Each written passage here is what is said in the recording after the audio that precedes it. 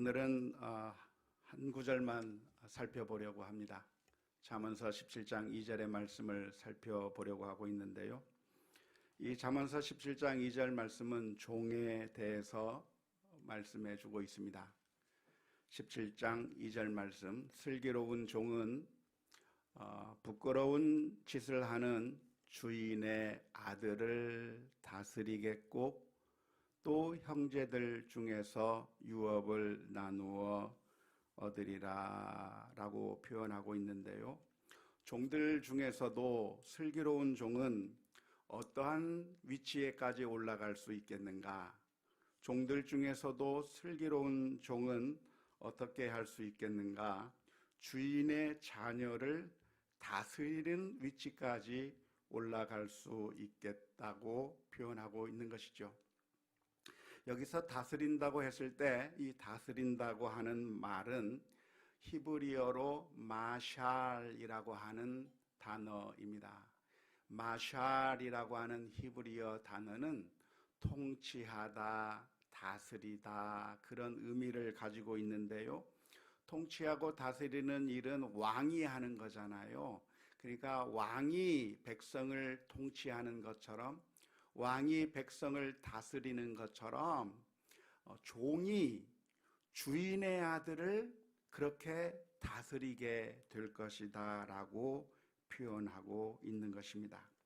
엄격하게 말하면 주인의 자녀가 종보다 더 높은 신분이겠지만 종이 슬기로운 종이라고 한다면 심지어 자신의 주인의 아들이라고 할 수 있을지라도 결국 자신의 주인이잖아요. 주인의 아들도 결국 자신의 주인인 것인데 그 주인인 주인의 아들을 그 종이 왕처럼 다스릴 수 있다, 왕처럼 통치할 수 있다라고 오늘 잠언서 17장 2절 가운데서 말씀해주고 있습니다. 뿐만 아니라 그 종은 형제들과 함께 유산을 나누어 얻을 수 있겠다고 표현하고 있습니다. 엄격하게 말하자면 종은 주인으로부터 유산을 받을 만한 자격이 되지 않습니다. 유산은 누구에게 줍니까? 상속자에게 주는 것이죠. 아들, 딸들에게 주는 것이지 종들에게 주는 법이라고 하는 것은 없습니다. 하지만 슬기로운 종은 어떻게 되는가? 마치 그 주인의 자녀들인 것처럼 다른 형제들과 함께 그 유산을 나누어 물려받을 수 있겠다고 표현한 것이 오늘 잠언서 17장 2절의 말씀입니다. 종이 그렇게 하는 것이 가능할까요?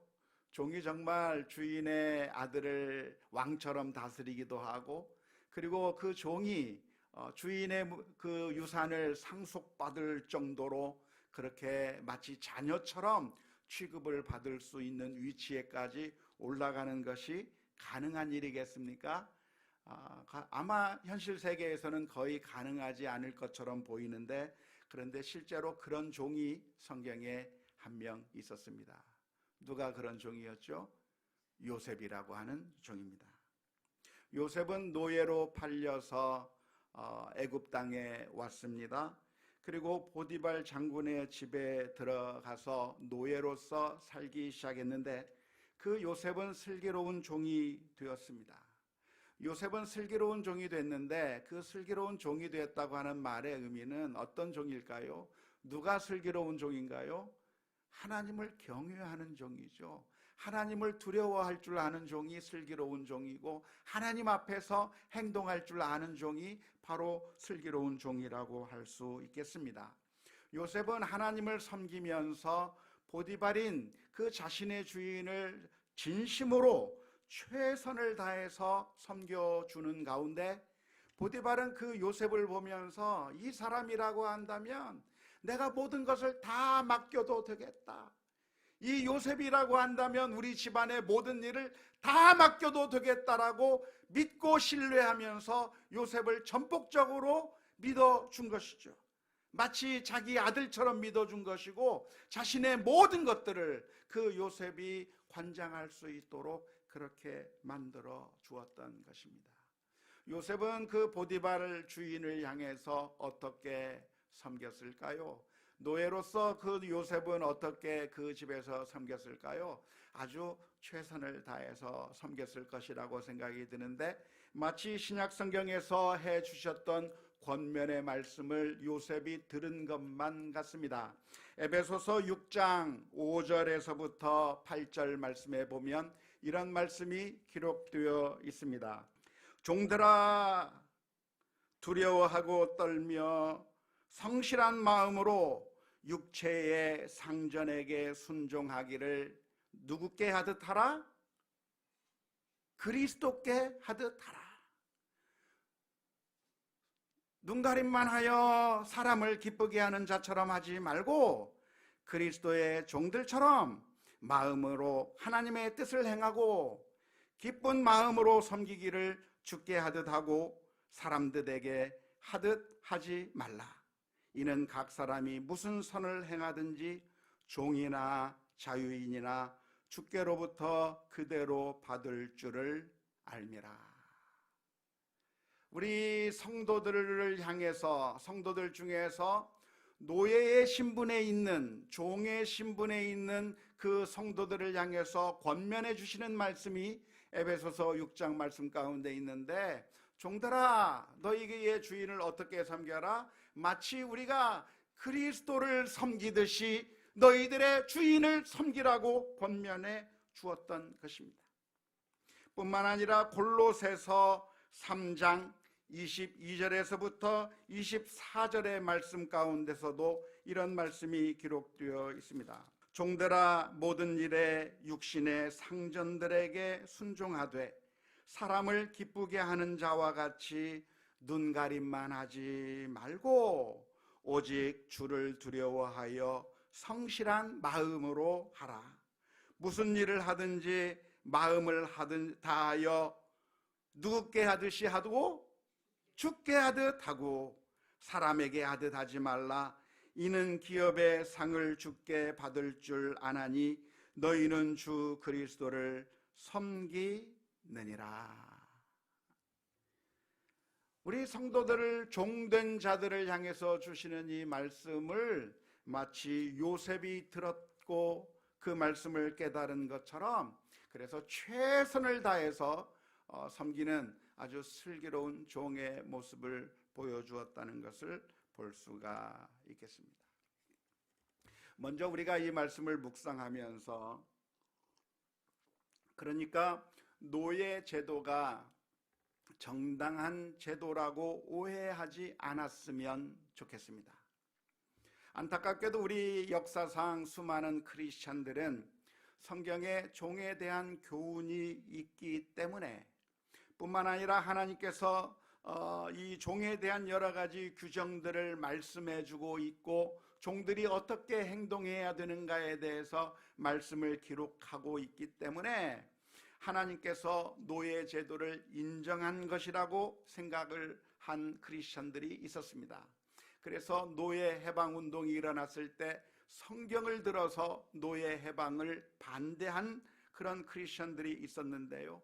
그런데 우리가 성경에 이런 노예 제도에 대한 이야기들이 있고 종에 대한 교훈이 있다고 해서 하나님께서 노예 제도를 인정한 것이라고 오해하시면 안 되겠습니다. 우리는 성경을 읽을 때 성경의 큰 그림을 보아야 하는 것이고요, 성경 전체의 가르침이 무엇인가를 살펴보면서 하나님의 말씀을 묵상해야 하는 것이죠. 종과 종에 대한 하나님의 가르침은 무엇이라고 할 수 있을까요? 노예 제도에 대한 하나님의 가르침이 있다고 한다면 무엇일까요?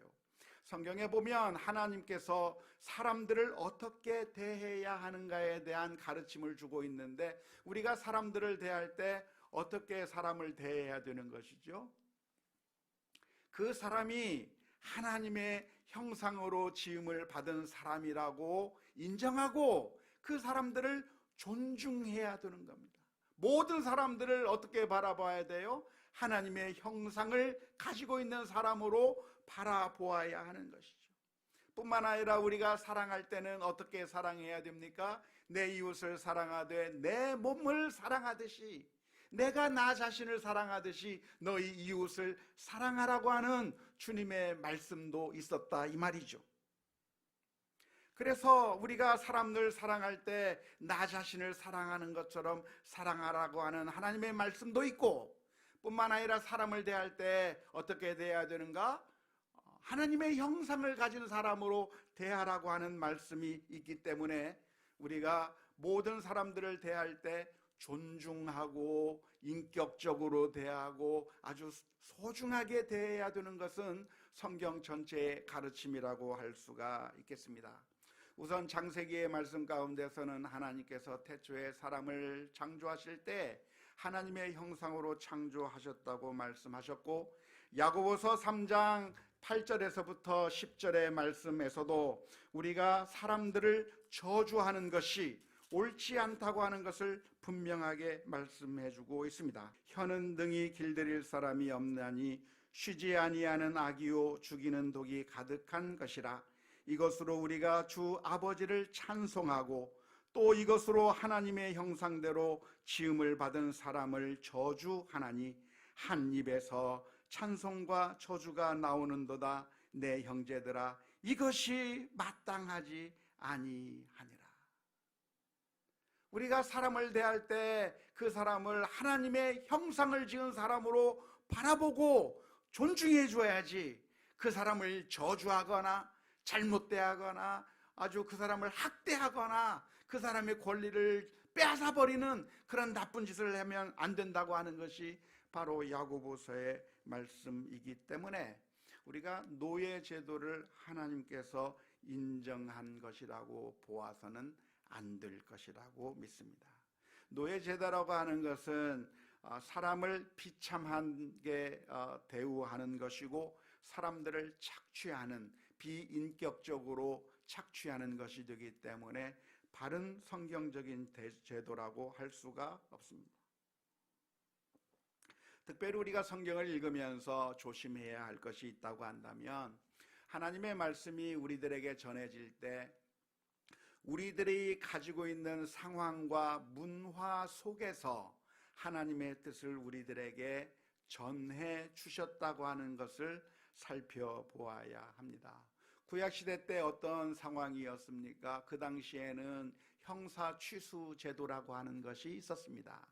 형이 죽으면 동생이 형수를 데리고 차지하고 하는 그런 제도도 있었고, 뿐만 아니라 일부 다처 제도도 있었고 노예 제도도 있었고, 이런 여러 가지 제도들이 있었는데 그런 제도들이 다 하나님께서 원하지 않는 제도니까 다 갈아 뒤엎어버려라, 그렇게 혁명적인 메시지의 말씀을 주시는 것이 아니라 그런 상황 가운데서 너희가 어떻게 행동해야 될 것인가, 이런 상황 가운데서 어떻게 해야 될 것인가에 대한 그런 말씀들이 주어져 있는데, 이걸 통해서 그러니까 노예 제도나 이런 것들이 다 하나님께서 인정하신 것이라고 오해하시면 안 되고, 그 문화와 제도 속에 들어있어서 말씀해 주시는 하나님의 뜻이 무엇인가를 분별해내고, 그리고 그 하나님의 뜻이 아닌 당시의 문화가 무엇인가를 구분해낼 필요가 있는 것이죠. 따라서 당시에 서로 입맞추면서 인사를 했으면, 입맞추어서 인사하라고 하는 말이 있으면 오늘날도 그렇게 해야 되는 것이 아닌 거예요. 여성들이 예배할 때 두건을 쓰고 수건을 쓰고 예배하라고 하는 말씀이 있다고 해서 오늘날도 그렇게 할 필요가 없다는 거예요. 왜냐하면 그 당시의 상황 속에서 그렇게 이야기하고 있기 때문에 그렇습니다. 만일 코로나 상황 가운데서 하나님께서 우리들에게 말씀해 주셨다면 너희들은 예배할 때 마스크를 쓰고 예배를 드리라고 그렇게 말씀하셨을 거예요. 그러나 마스크를 쓰라고 하는 것은 당시의 상황과 문화 속에서 하시는 말씀이지, 그런 코로나 상황이 아닌데도 마스크를 써야 될 이유는 없는 것과 마찬가지입니다.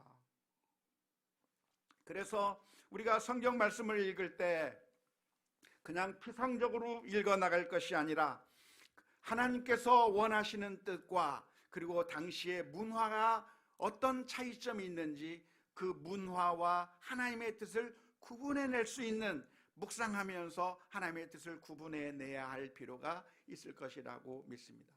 오늘 잠언서 17장에서 노예에 대해서 종이 어떻게 해야 되는가에 대해서 말씀해 주고 있는데, 그러니까 노예 제도를 괜찮다라고 장려하면서 말씀하시는 것이 아니라 그 이야기를 통해서 우리가 얻어야 될 교훈이 무엇인가를 살펴보는 것이 중요하다고 하겠습니다.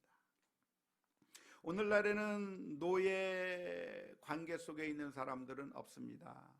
다 자유자이고 다 그냥 아무런 노예 상태에 있는 사람들은 아니라고 할 것입니다.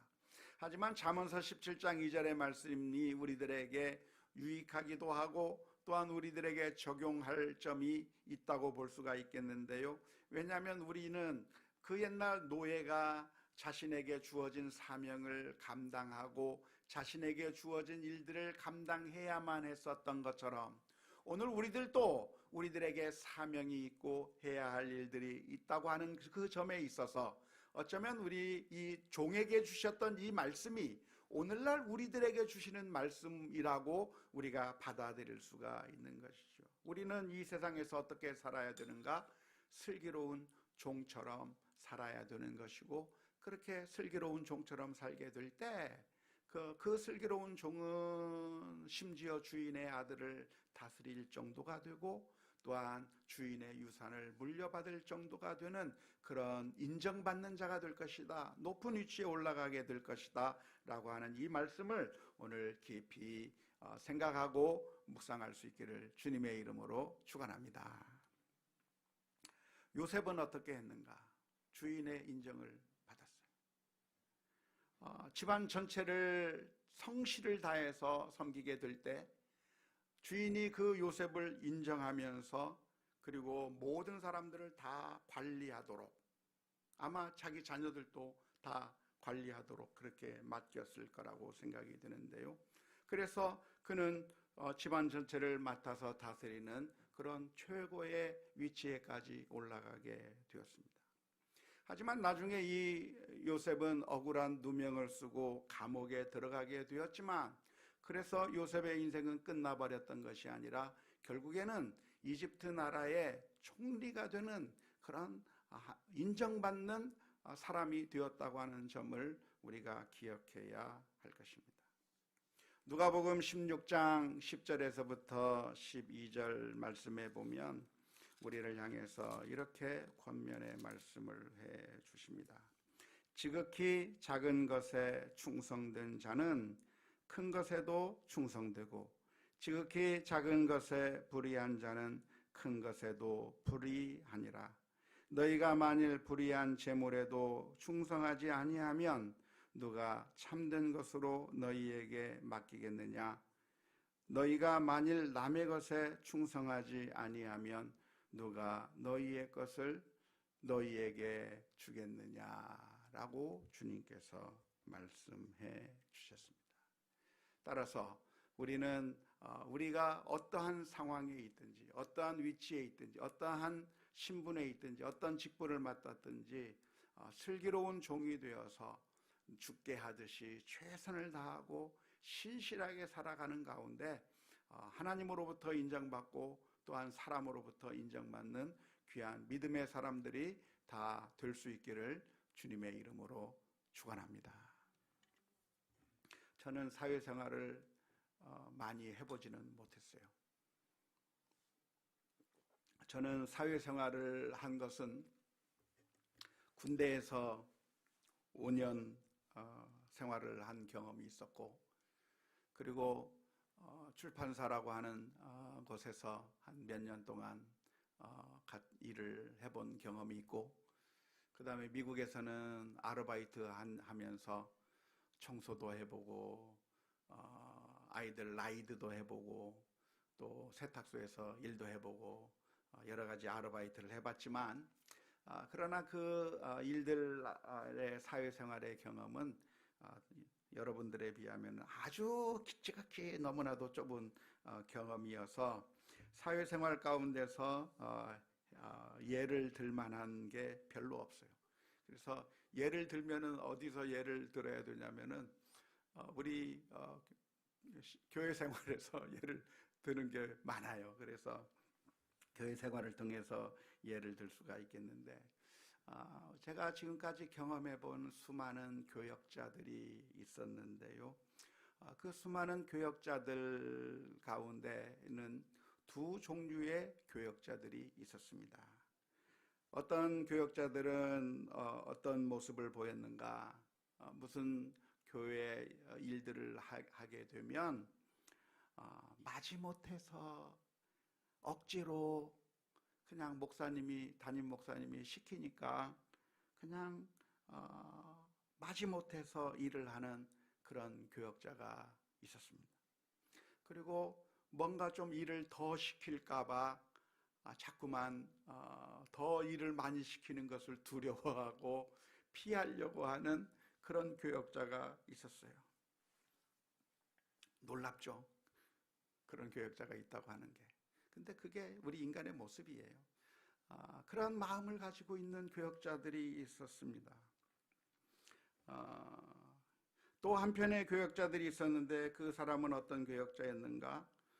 정말 신실하게 주를 사랑하는 마음으로 최선을 다해서 일하시는 그런 교역자들도 있었어요.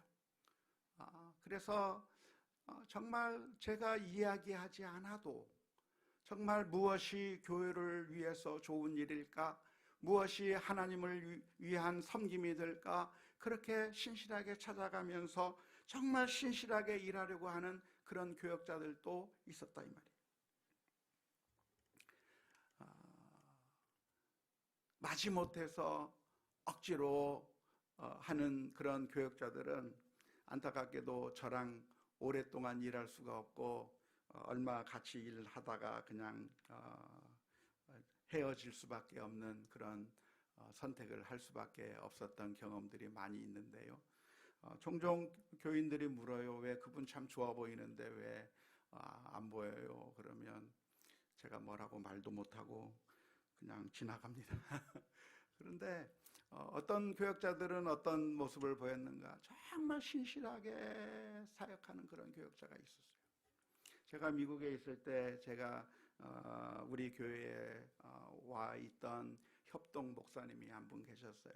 근데 그 협동 목사님이 계셨는데 그분은 교회에서 사례를 받는 것도 아니었고 그런 것인데 그냥 토요일 날 와가지고 교회 청소도 하고 그냥 교회를 막 닦고 막 그러는 거예요.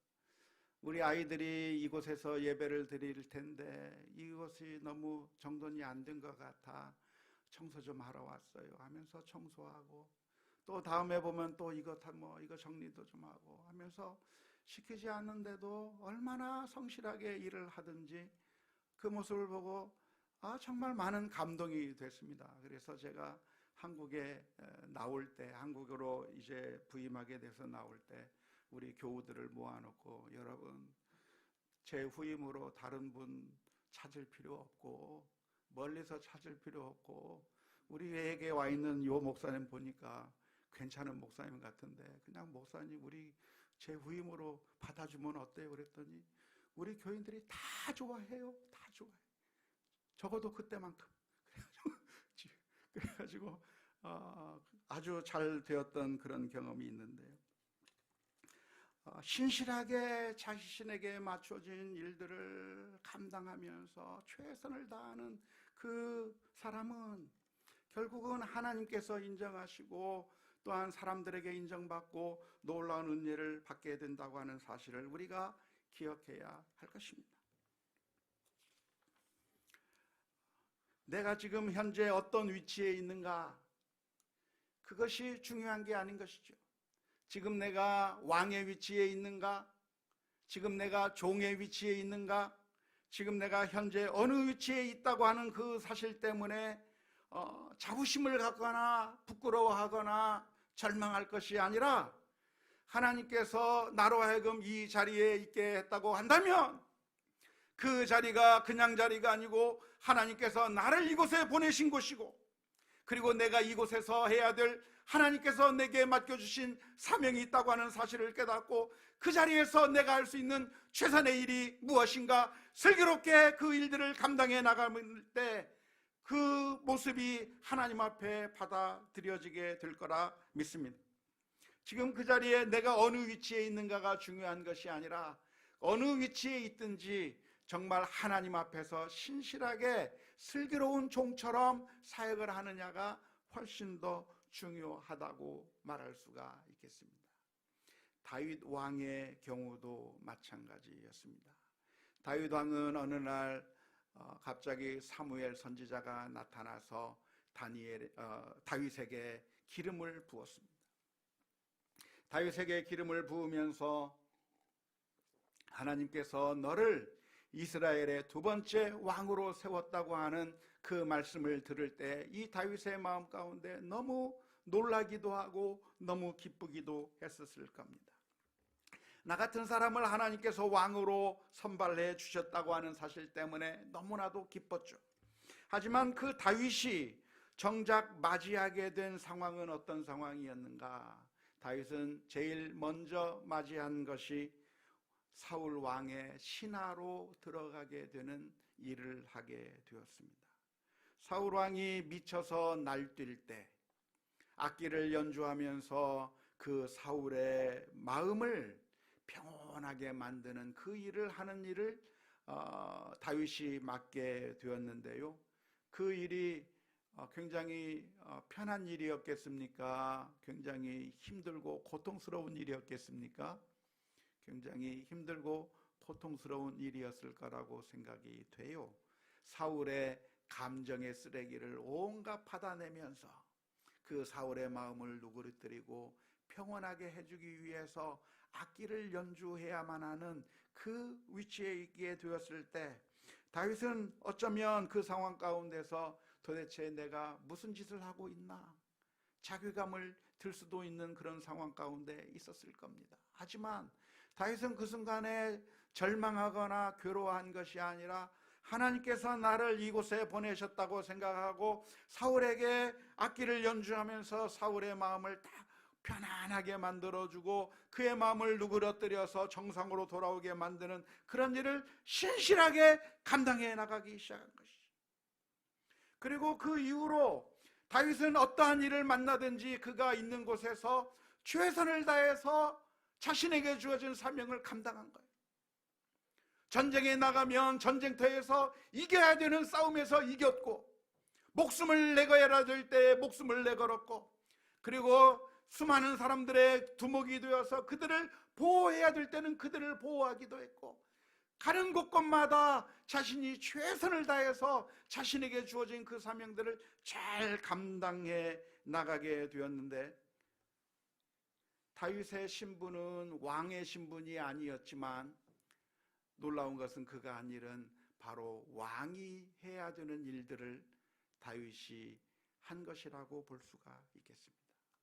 오늘 잠언서 17장 2절의 말씀 가운데서 슬기로운 종은 주인의 아들을 다스릴 것이다, 왕처럼 다스릴 거라고 이야기했는데, 종이 왕처럼 다스릴 거라고 했는데, 다윗은 종의 신분이었지만, 도망자의 신분이었지만, 그냥 아무것도 아닌 평범한 사람의 신분이었지만, 가는 곳곳마다 그곳에서 왕처럼 사역을 다 한 것이죠. 성실하게 일을 할 때 그는 왕의 역할들을 감당했던 것입니다. 누가 왕입니까? 어떤 사람을 가리켜서 왕이라고 하죠? 왕관을 쓰고 왕좌에 앉아있는 사람이 왕입니까? 좋은 옷을 입고 뻐기고 있는 게 왕입니까? 사람들의 인사를 받으며 사람들이 엎드려 경배하고 90도 폴더 인사를 받으면 그 사람이 왕입니까? 자신의 마음에 안 드는 사람을 잘라내버리고 자신이 원하는 사람들을 심어넣을 수 있는 권력을 행사하면 그 사람이 왕입니까? 그게 왕이 아니란 말이에요. 왕이 누구냐? 왕의 일을 하는 사람이 왕인 거예요. 왕의 일이 무엇이냐? 왕의 일은 억울한 사람들의 마음을 풀어주고, 잘못된 것이 있으면 바로잡고, 재난을 당하고 슬픔을 당한 사람들의 눈물을 씻겨주고, 적의 공격이 있으면 그 적의 공격에서부터 구원해내고, 그런 왕의 역할들을 신실하게 감당하는 자가 진정한 왕이라고 말할 수가 있겠는데, 왕의 옷을 입고 있는 사람이 진짜 왕이 아니라 다윗처럼 어느 곳에 있든지 백성들의 눈물을 닦아주고 슬픔을 없애주고 전쟁에서 이겨내고, 그리고 빼앗겼던 것을 되찾아주고 억울한 사람들의 문제를 해결해주고 잘못된 것을 바로잡아주는 그 역할을 할 때, 다윗은 종의 역할을 하고 있었지만 이미 마샬, 다스리고 있었던 왕의 역할들을 하고 있었다고 할 수가 있겠습니다. 결국 어떻게 됐습니까? 다윗은 왕의 역할을 했고 사울 왕의 유산, 왕위를 이어받게 되는 놀라운 자리에까지 올라가게 된 것이죠. 안타깝게도 우리는 섬기는 일은 잘 하지 못하면서 지금 내게 주어진 곳에서 우리는 다 왕들입니다. 믿으십니까? 여러분들은 지금 있는 그 자리에서 다 왕의 역할들을 감당해야 될 사람입니다. 옆에 있는 분들한테 말씀해 주세요. 왕이시군요. 폐하 만수무강하시옵소서 해주. 우리가 지금 내가 있는 곳에서 내게 주어진 그 사명들을 잘 감당해내는 게 그게 왕이에요. 종이 주인의 아들을 다스리는 것처럼 내가 있는 그 자리에서 내게 주어진 그 사명들을 잘 감당해낼 때 우리는 마샬 하면서 잘 다스리면서 왕의 역할들을 감당하게 될 때 결국 우리가 그 주인의 유산을 얻어받는 그런 축복을 누리게 될 것이라고 믿습니다. 안타깝게도 우리 죄성이 가득한 인생은 왕이 해야 될 그 성실함, 왕이 감당해야 될 그 충성에 대해서는 망각해버린 채 그저 왕이 누리고 있는 왕관만 탐하고, 왕이 가지고 있는 권력만을 탐하고, 왕이 가지고 있는 그 높은 자리만을 갈망하는 경우가 얼마나 많은지 모릅니다. 제자들도 그랬습니다. 그때 우리 주님께서 해주신 말씀이 무엇입니까? 마태복음 20장 25절에서부터 28절의 말씀에 예수님께서 이렇게 말씀해 주셨습니다. 예수께서 제자들을 불러다가 이르시되 이방인의 집권자들이 그들을 임의로 주관하고 그 고관들이 그들에게 권세를 부리는 줄을 너희가 알거니와 너희 중에는 그렇지 않아야 하나니 너희 중에 누구든지 크고자 하는 자는 너희를 섬기는 자가 되고 너희 중에 누구든지 으뜸이 되고자 하는 자는 너희의 종이 되어야 하리라. 인자가 온 것은 섬김을 받으려 함이 아니라 도리어 섬기려 하고 자기 목숨을 많은 사람의 대속물로 주려 함이니라. 예수님께서도 이 세상에 오셔서 섬기는 모습으로 사셨습니다. 왕의 그 권세와 영광을 내놓으라고 그렇게 말씀하신 것이 아니라 친히 낮고 천한 자리로 들어가셔서 십자가의 자리까지 올라가셨고 우리를 위하여 피를 흘려 주셨습니다. 왜 우리는 섬기는 자가 되어야 됩니까? 우리는 우리가 있는 그곳에서 왜 최선을 다해서 다스리는 그 일을 신실하게 감당해야 합니까? 그게 왕이 되는 길이며 우리 주님께서 우리를 위하여 친히 낮아지시고 그리고 우리를 위하여 구원의 놀라운 은혜를 베풀어 주셨기 때문에 그렇습니다. 그러나 우리는 너무나도 죄성이 많아서 늘 그러한 마음에 따라 살기보다는 우리의 교만한 마음 가운데 우리가 늘 망각하며 우리의 사명을 망각할 때가 너무나도 많은데 주여 저희들을 불쌍히 여겨주시고 믿음으로 신실하게 어느 자리에 있든지 정말 하나님께서 나를 이곳에 왕같은 제사장으로 보내셨구나. 나를 하나님께서 이 가정에, 이 직장에, 이 교회에 내가 서 있는 바로 그것에 나를 하나님께서 사용하시는 종으로 이곳에 보내셨구나라고 하는 사실을 깨달으며 믿음으로 승리해 나가는 우리 모두가 다 될 수 있기를 주님의 이름으로 축원합니다.